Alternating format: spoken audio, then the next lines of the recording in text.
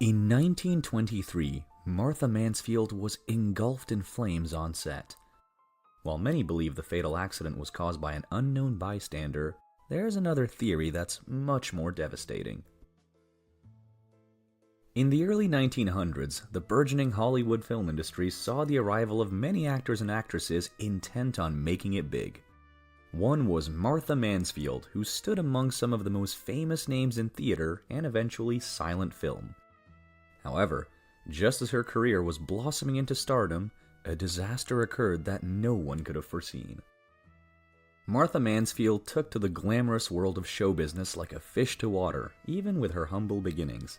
She was originally named Martha Ehrlich and born on July 14, 1899 in New York City, despite several biographies claiming that Mansfield, Ohio was her birthplace. Being someone who relocated a lot, the apple didn't fall far from the tree, as her mother was from neither city to begin with. Beyond Martha's history of not staying in one place, her mother had also moved around numerous times by the time her daughter came along. Immigrating to America from Ireland, Harriet Gibson Ehrlich lived in Mansfield before giving birth in New York and returning to Ohio. Still, she and Martha became quite comfortable where they were, not realizing just how important these roots would become to the future star. Confusion about where Martha Mansfield came from was present even during her heyday. Later in 1921, an interviewer clarified that she was not a New York girl. In response, Martha explained that she was born in New York, but she spent most of her formative years in Mansfield and referred to the city when asked where she was from. While she wouldn't see her official debut until later in life, Martha caught the acting bug during her childhood in Ohio. In a much smaller show than what she would later star in, her first experience in performance was in a children's production of Robin Hood. In only a few years, she and her mother would take the first step toward Martha's stardom. Mansfield, Ohio had become home to Martha and her mother, but it wouldn't stay that way.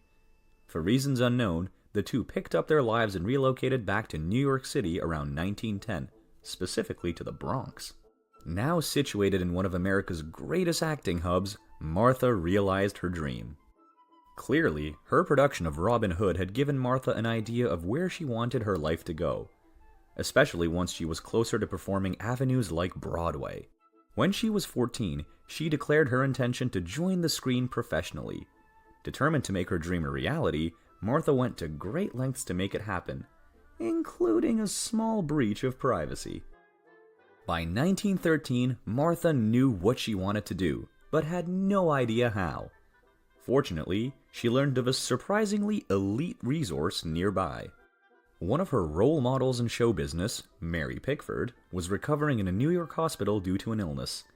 Not one to simply wait for the right moment, Martha went to the hospital where the actress was recovering to boldly ask for advice on how to break into the industry, and Pickford's reaction was unexpected. It would have been easy for an actor of such caliber as Mary Pickford to shoo Martha away. However, perhaps as a product of the time, the star allowed Martha to see her and took her dream seriously. Going beyond just giving advice, Pickford suggested that Martha see her manager to start. Set on the right path, Martha fought for her chance. With her tenacious spirit, Martha pursued her early career and refused to take no for an answer. Among projects such as musicals and dramas, she quickly found herself on one of the biggest stages in the world. After campaigning for the part, she eventually secured a role in Broadway's Little Women. But as her career progressed, the talented Martha Mansfield didn't only occupy her time with acting, she took things much further. Wanting to stand out in show business, Martha accumulated as many skills as possible.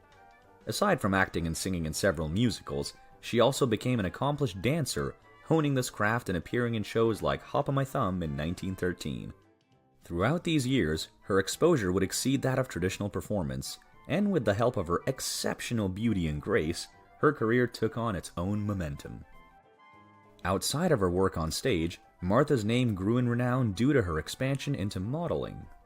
The universal clarity of her beauty and poise turned heads, and caught the attention of two of the most famous illustrators of the time, Harrison Fisher and Alfred Cheney. For the next several years, Martha posed for over 300 photographs, with her face in magazines and war posters, making her easily recognizable in the show business world. Still, as popular as her name had become, she wouldn't keep it forever. After launching her reputation in the New York acting scene, Martha did what many celebrities do as they make it big. Following the last couple of performances under the name Martha Ehrlich, she assumed the stage name Martha Early around 1917. This wasn't simply a matter of preference, though. The motive behind Martha's name change was far from arbitrary and mostly came from her wanting to avoid any negative associations. World War I was in its later years, and the resulting attitude toward German people had become mistrusting at best. Therefore, Martha decided to leave the surname Ehrlich behind. Luckily, this new name came with a new opportunity. Also, in 1917, Martha's persistence paid off when she began her first foray into the film industry, signing on with S&A Studios for 6 months.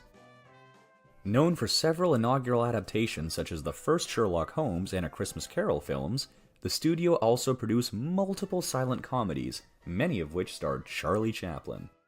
Shortly after this, her reputation truly took hold. While at S&A Studios, Martha truly established her style as a comedy actress. After Charlie Chaplin left the studio, they signed French comedian Max Linder, who took a shine to Martha. As the year continued, she starred opposite Linder in 3 short comedies until the studio stopped producing films in 1918. But this was far from the end for Martha. Until 1918, Martha's movie portfolio consisted of the 3 short films from S&A Studios. That is, until she made her feature film debut, co-starring in Broadway Bill as the protagonist's love interest. But even with her newfound fame, there was one big thing she couldn't bear to give up. Despite being hard at work on her budding film career, she hadn't said goodbye to her love of live performance. Also in 1918, she divided her time between screen and stage to perform in the long-running production, The Ziegfeld Follies. Meanwhile, in accordance with the times, she did her part. In the final year of World War I, many entertainment companies devoted their time to supporting those in service, and The Ziegfeld Follies was no different. As it happened, Martha was a part of one of those performances, where she portrayed the Dove of Peace in a tableau. Shortly after this, she received an offer she couldn't pass up.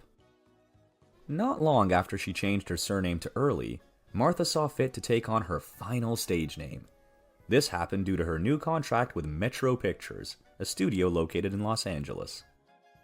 With her ticket to Hollywood, Martha Early became Martha Mansfield.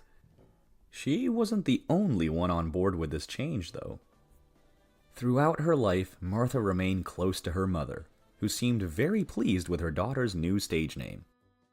Seeing as the surname honored the place where they both grew up, Martha's mother also made the change, becoming Harriet Gibson Ehrlich Mansfield. This was also the time when, having tried several avenues, Martha decided to go all in on one medium. Martha was lucky to be successful in many of the ventures she explored, in the sense that she essentially had her pick of the litter. So in 1919, she made the leap and declared that she would devote herself to a full-time film career going forward. But before she left for Hollywood, she made one last commitment. Even though Martha had announced her intentions to focus on her film career, she continued performing on stage throughout the rest of the year. She had enjoyed her time with the Ziegfeld Follies, so before relocating to work for Metro Pictures, she participated in The Midnight Frolic by Florenz Ziegfeld Jr. As exciting as that was for Martha, her move to Hollywood was a game changer.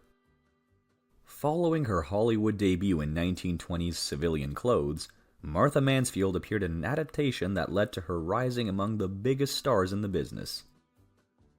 The same year, director John S. Robertson filmed his adaptation of Dr. Jekyll and Mr. Hyde, with Martha acting opposite the titular character.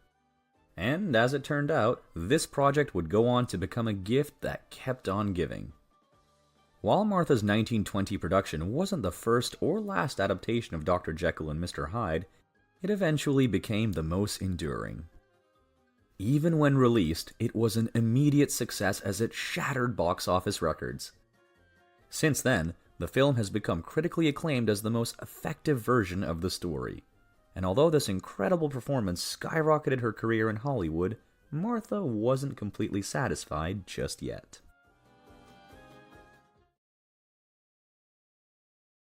With her growing fame, Martha took on more and more roles, eventually signing on to another film studio in Hollywood. Under the banner of Selznick Pictures, she starred alongside Eugene O'Brien in 1919's The Perfect Lover. With all the jobs she was booking, Martha was doing quite well for herself, and was able to present her mother with an incredible surprise. By the time she signed with Selznick Pictures, she had enough funds to buy a house in California for the two of them. Meanwhile, although she had become primarily a film actress, Martha indulged in something else too. She hadn't finished with the film industry by any means, but Martha returned to her theatrical roots part-time. For the next 2 years, she juggled her work on independent pictures like Till We Meet Again while embarking on a vaudeville tour on stage. Of course, as with a life in Hollywood, she continued moving on to newer and bigger opportunities, including one that would secure her name in Hollywood history. Finishing her term with Selznick Pictures, Martha took another contract with a precursor to one of the biggest film studios today. As 1923 came along, she signed on with Fox Film Corporation, which would later merge with 20th Century Pictures to become 20th Century Fox. This led to her making history again as she appeared alongside one of old Hollywood's greatest legends. The Silent Command was a spy drama that, along with Martha, starred Bela Lugosi, otherwise known as cinema's first Dracula. Unfortunately, as her career was ramping up, it was also about to crash and burn. Following her appearance in The Silent Command, Martha worked on the final 3 of her completed projects before her career's end. In all this time, Martha never forgot her roots, and her roots didn't forget her either. Back in Mansfield, Ohio, the locals remained proud of the actress who had found humble beginnings in their city and had since taken its name. Demonstrating this, the various theaters in Mansfield always made a point of showing Martha's films upon their release. This wasn't merely a sentimental connection, though. Despite her career being so brief thus far, Martha had become a beloved household name, especially for those back home. Knowing it would fill their seats, advertisements for theaters prioritize announcing her inclusion in any film of hers, capitalizing on the audience's love for Martha. Sadly, no one knew her brief career would soon meet a tragic end.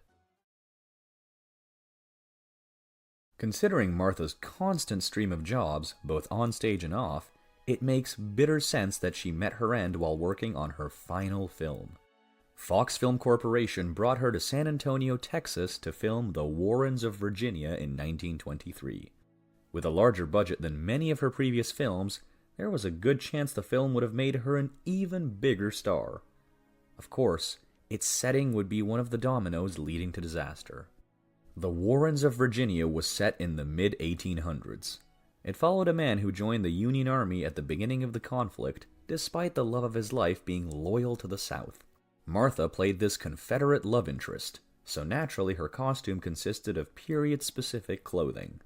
After finishing her work on November 29th, she took a moment to rest in her car. Had Martha left for home earlier or even taken longer to film her scenes, just a few minutes difference could have saved her from a terrible fate. Even then, the slight change of rolling up her car windows could have avoided the outcome. As it happened, though, catastrophe struck. To the shock of everyone on set, seemingly without reason, Martha suddenly burst into flames while stealing a moment for herself. What exacerbated the fire was her costume, consisting of ruffles and hoop skirts, all of which were highly flammable. Thankfully, there were a few quick-thinking people around. Martha's chauffeur was right nearby at the time of the incident, and to his credit, he leapt into action. Identifying the root of the problem, he tried to remove the clothing that had so quickly ignited, but was only partially successful. As a result of this heroic effort, he received severe burns to his hands. He wasn't the only one who was quick to his feet, though. Martha's co-star, Wilfred Lytell, was the only other person who tried to do something to save her life. Attempting to snuff out the flames, he took off his overcoat and threw it on top of her, managing to stop the fire from reaching her neck and face. However, when all was said and done, their efforts were in vain. After several agonizing moments, Martha's chauffeur and Lytell were able to put out the fire that had engulfed her, but not soon enough.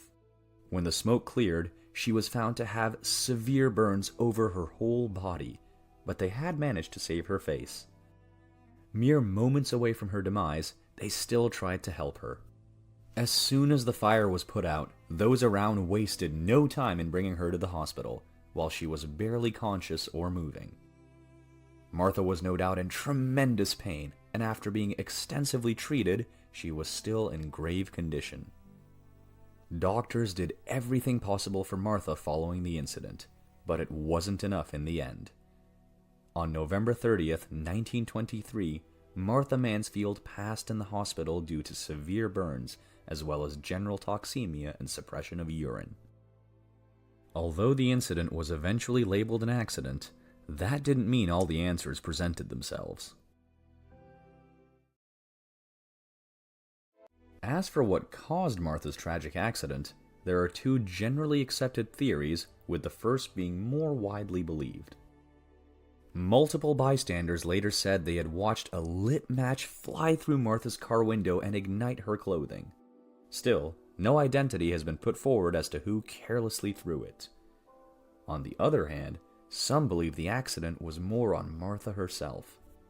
In another theory, the fire was due to Martha's own carelessness. According to this possibility, Martha may have ended the day by having a smoke inside her car. Her lit match, or even her smoke, could have fallen and accidentally ignited her clothing. While not impossible, those close to her refused to accept this theory.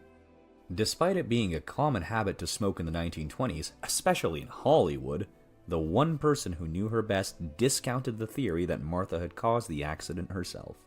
Her mother strongly disagreed with this suggestion, stating that in life, Martha hadn't been a smoker as the act made her uncomfortable.